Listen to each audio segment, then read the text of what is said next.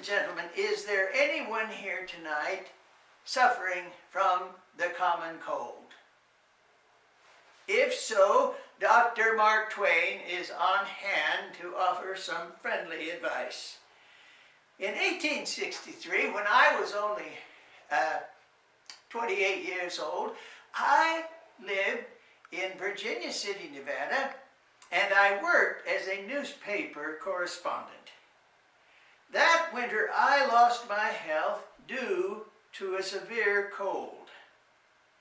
When the printer at the newspaper office heard my first sneeze, he told me to bathe my feet in hot water and go to bed. I did so. Then the fellow reporter told me to take a cold bath. I did that. The next day at breakfast, a waitress assured me that it was policy to feed a cold and starve a fever. I had both.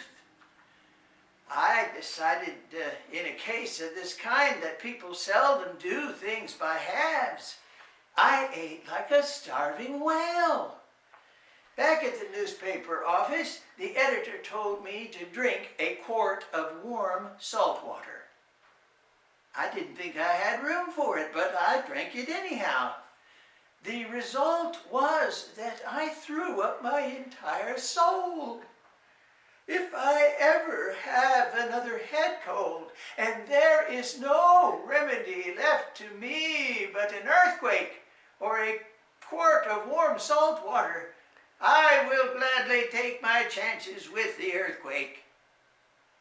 The next day, a woman who looked to be about 150 years old and who said that she had lived on the Kansas prairie offered me a concoction of the following: mineral oil, molasses, chopped horseradish, and garlic. She told me to take a wine glass full every 15 minutes. I never took but one dose. That was enough. I have never known such supernatural depravity. My brain conceived miracles of meanness, but my hands were too feeble to execute them. Still my cold hung on. After that, my roommate recommended that I take plain gin, and a judge recommended that I take gin and sauerkraut. And then a lawyer recommended that I take gin and onions. So I added the onions and took all three. I detected no particular improvement, ladies and gentlemen, but my breath smelled like a buzzard's. After that, my roommate recommended, then some comrades at a local station, a saloon, recommended a sheet bath.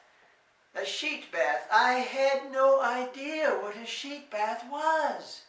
They administered it to me on the coldest night of the year.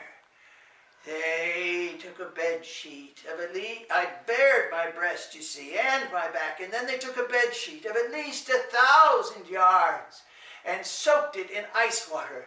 Next, they wrapped the bed sheet around me until I looked like a human cannonade.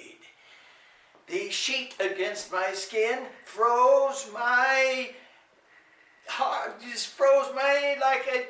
I just was frozen, and then it tore the beating of my heart. Ladies and gentlemen, I detected at midnight, and my sheet against my flesh gave me a violent start that froze the marrow of my bones and stopped the beating of my heart. I thought I was dying. Never take a sheet bath. Shortly after that, a lady friend applied a mustard plaster to my breast, and I believe that it would have cured me if my roommate had not got hungry in the night and ate it. Finally, a boarding house clerk told me to drink a quart of whiskey every 24 hours. And the other other gentlemen in the hotel told me to do the same thing. That made half a gallon. Well, eventually my cold went away and my health returned. So there you have it, ladies and gentlemen. My variegated course of treatment for the common cold. Just try it. If it doesn't cure you, it can't do no more than kill you.